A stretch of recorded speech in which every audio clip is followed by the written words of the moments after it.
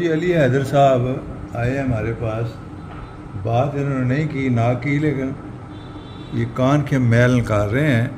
अभी आपको दिखाते हैं। दर्द नहीं होती जी, दर्द नहीं होगी। तो ये अभी देखेंगे आप। ओए होए होए होए होए होए। ये निकल गया। ठीक है जी, चलें। कुछ फील हुआ? कान खुल गया तो दूर से कान सही नज़र आ रहा है।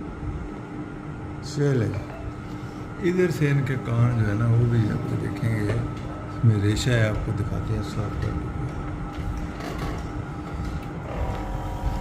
थोड़ा ऐसे थोड़ा ऐसे थोड़ा ऐसे थोड़ा ऐसे थोड़ा ऐसे।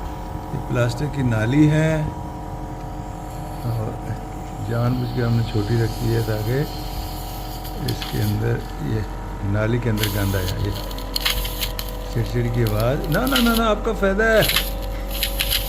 बाहर की नाली आ रही है, इनका पर्दा फटा हुआ है। बंद हो गई।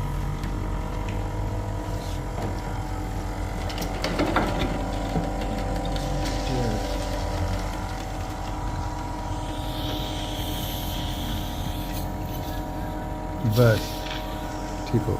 चलें नमस्कार। चलें बैठ। अच्छा गल है जी।